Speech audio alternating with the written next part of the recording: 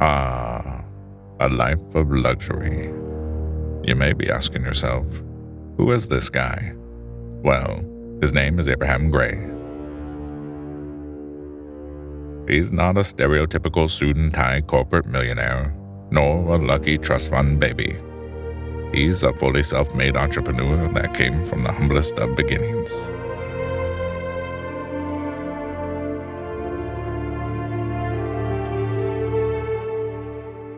Abraham became a millionaire at only 19 years old and has owned more businesses than most people can count, from selling candy at school to owning a $100 million company. He purchased his first piece of property at only 22 years old and has since owned hundreds of commercial and residential properties.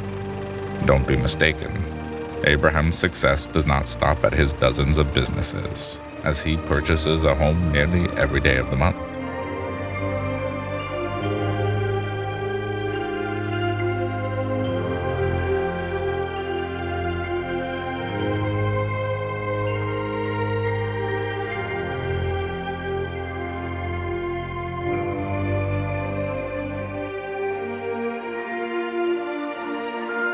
And on top of all of this, he did it all in flip-flops.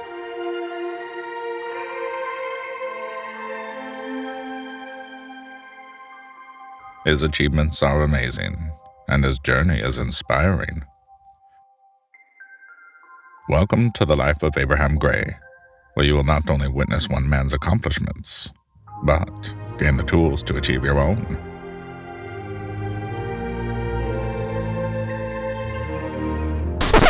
Cut that shit. What are you doing? Well, miss, I guess I'll be on my way. I am a primary care physician. I'm frustrated, and it is just not. My name's Abraham Gray, and in this video, I'm gonna show you how I buy a house every day.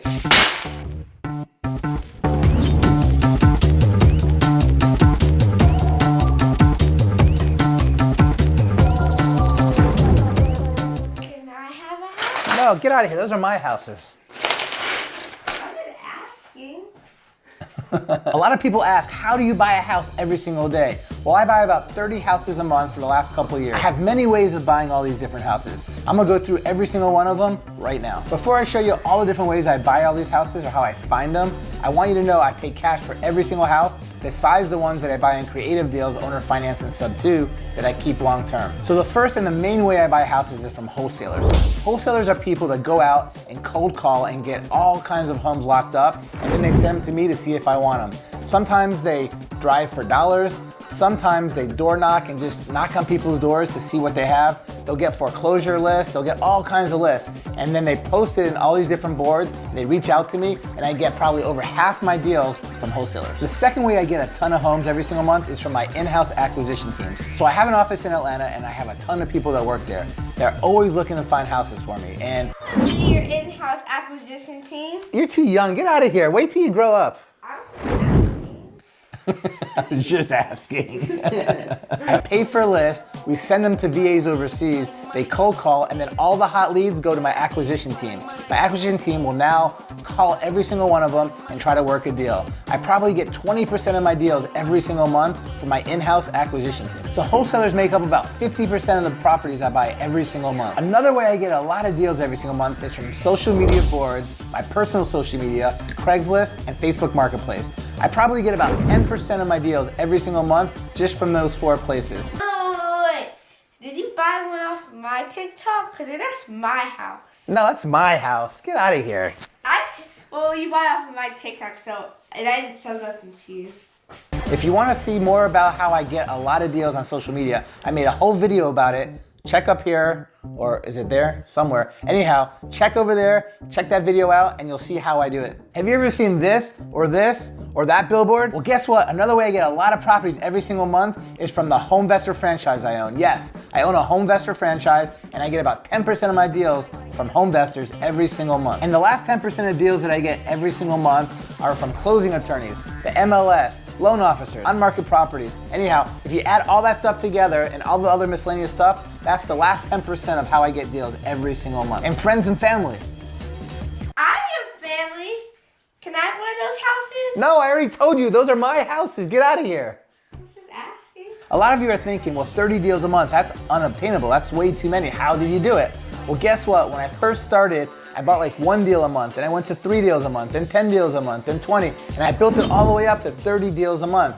What I did was I got my pipe flow going. I had just a funnel of ways to get deals. In the beginning, I only had 1 way or 2 ways, then I got 4 ways. Now, as you see, I've got dozens of ways to buy deals. So by having a bigger funnel and more people giving me deals, I'm able to get so many more. So if you guys want to start buying a deal every single day, you got to keep networking, build your funnel, like, subscribe, and comment on other videos you want to see me make. And don't forget to watch all my videos because I'm going to show you in different videos, different ways to do it.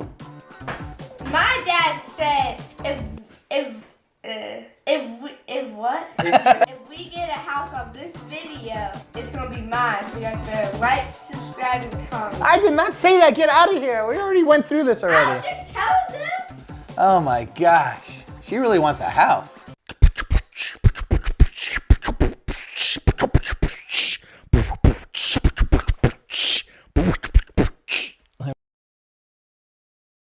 If you have a 700 plus credit score, you qualify for Chase's new program where you could access up to In this video, I'm gonna show you how to buy a $500,000 house using none of your own cash and none of your own credit.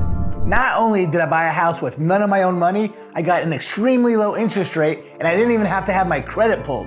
I used a few strategies to let me do this. The first one was called Subject To. Subject To is when you take over an existing debt like a mortgage or lien from somebody else, you don't pay it off and you just owe it yourself. The next thing I did was owner finance. That's when you get the owner to finance some or all of that purchase. Subject To gained a ton of popularity over the last few years due to my friend and mentor, Pace Morby. He created an amazing community of Sub2 students. There's actually an event going on this weekend in Phoenix where he's at doing a mastermind. Let's head over there and check out the awesome Sub2 community.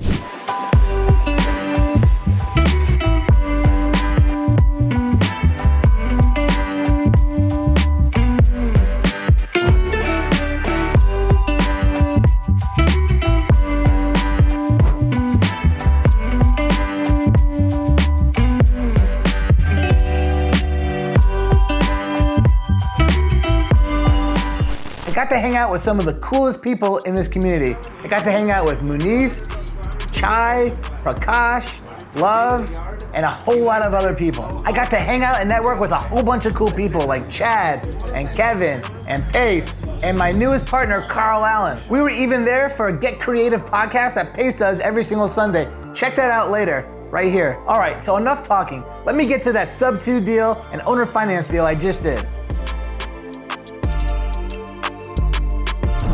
So we're going to this house I just bought. It's in Dunwoody, Georgia. It's like 6 miles from my office.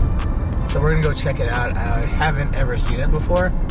And it was bought, the most crazy creative deal. I bought it subject to where he kept his mortgage in place. He was about to get foreclosed on. Today's Friday. He was about to get foreclosed on Tuesday. And we had to close on it today and wire so they could pay off the arrears. I ended up spending $45,000 on it on the front end, but I paid $485,000 for the house, so I only put down like less than 10%. Huh? That's an 8, right? Yeah. Does anybody call you 8? People call me all kinds of stuff.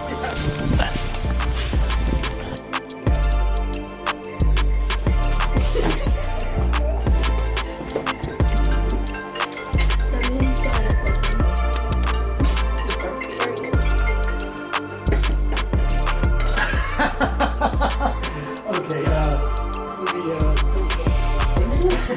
you want me to go up here and get my knees? Right now!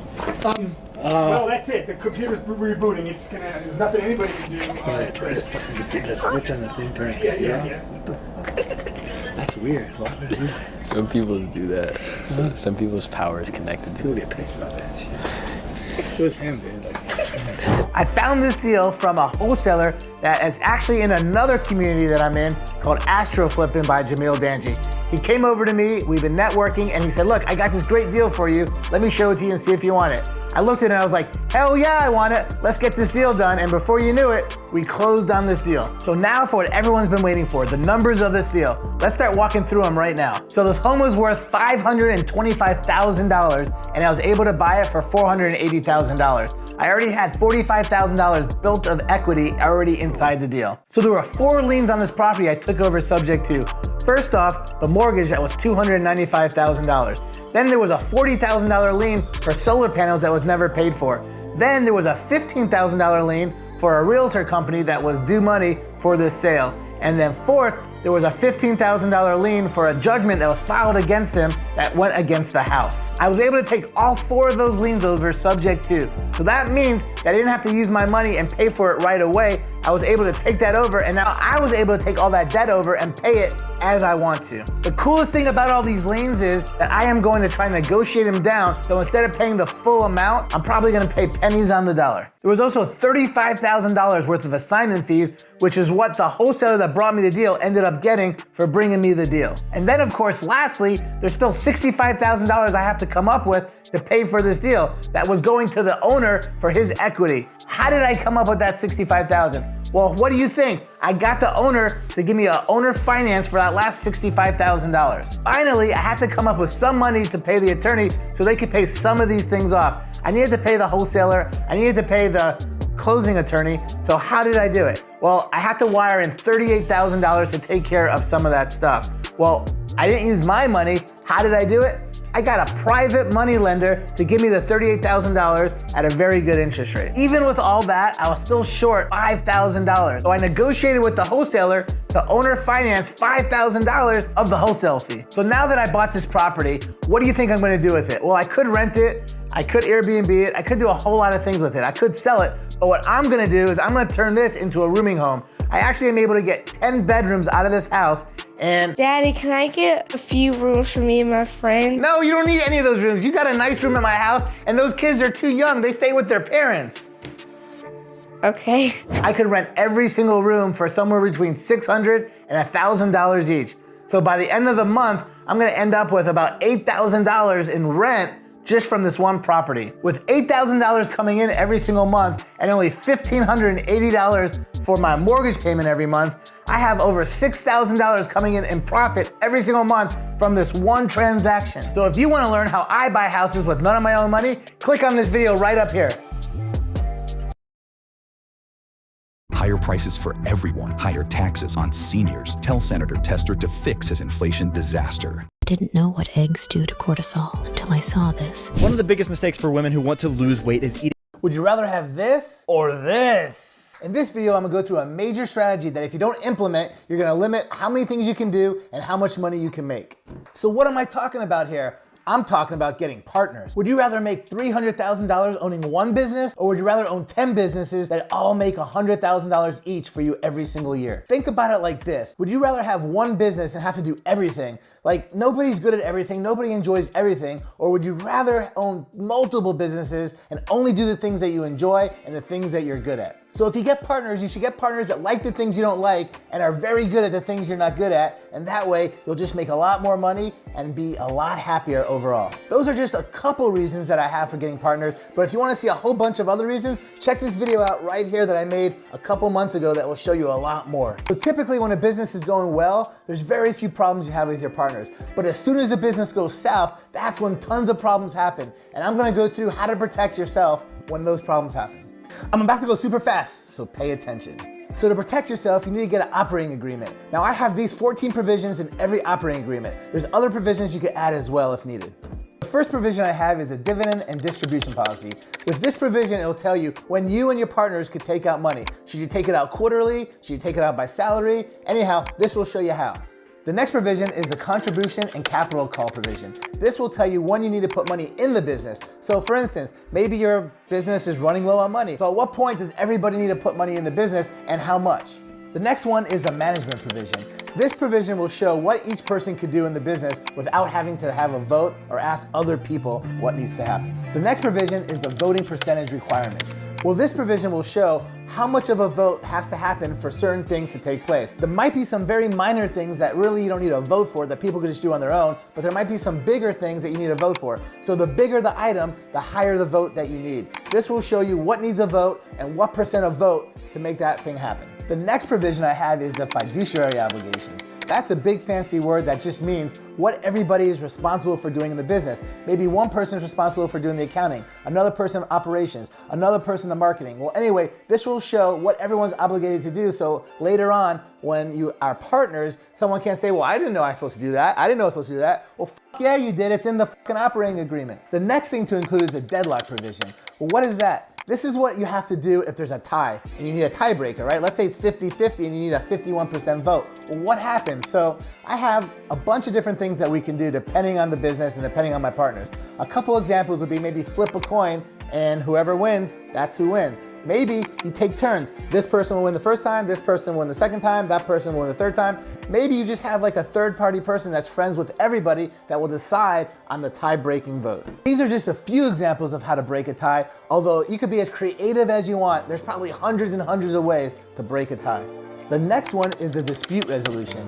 This is the provision that basically says what happens if nobody agrees. Let's just say in the operating agreement it says this is what should happen, but you know what? Once you get to that point, the partners are like, you, I'm not doing it, I don't care that it's in there. Well, what happens? So there's a few things that have to happen. You can get a mediator, you can get an arbitrator, or you can have to potentially even go to court and let the judge decide. The difference between all three is how legally sound that it is and how much they cost. A mediator is going to be the least expensive and the least formal way, and the court is going to be the most expensive, most formal way. But it depends on how bad this dispute is where you have to go with it. The next one is the voting percentage per member provision. This one drives me nuts. I always hear people say, look, I want to own at least 51% of the business so I could have the majority vote. Well, guess what? That doesn't matter. You could own 10% of the business and have 80% of the vote. The percent that you own of the business has nothing to do with the percent of voting power you have. So this provision will show no matter what percent you own of the company, what percent of the vote you have.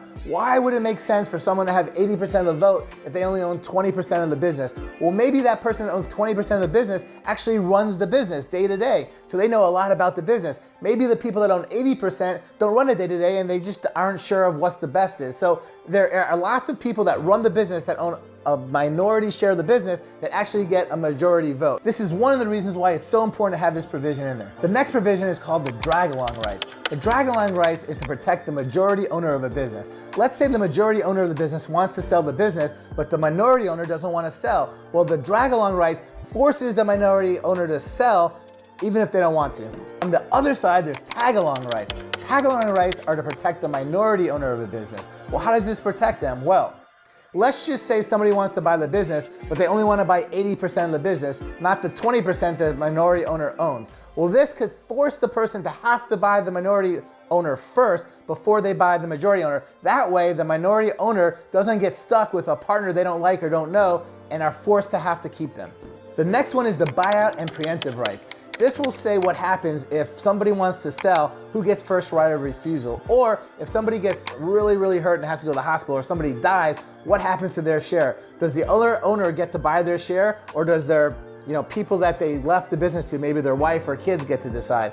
A lot of businesses, it won't make sense for the wife or kids or whoever to take over the business because they just don't know enough about it. So this will give the other partners the right to be able to decide what happens when somebody dies or is majorly sick and can't run the business anymore. The next one is the non-compete provision.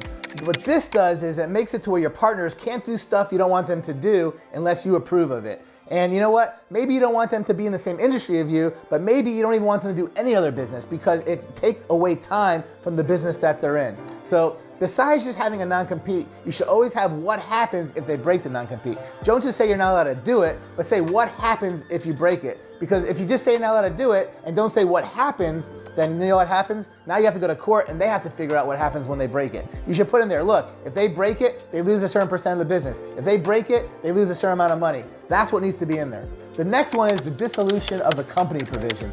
This is a very important one. What happens when the business isn't doing well or isn't doing as good as you expect or it's losing money? Someone's got to decide when to close the business, when to liquidate it, and without having this provision in there, it doesn't say how bad the business has to do or how much money the business has to make before one partner could force the other partner to get rid of the business. And finally, the last provision I have in all my operating agreements is called the state of law choice provision.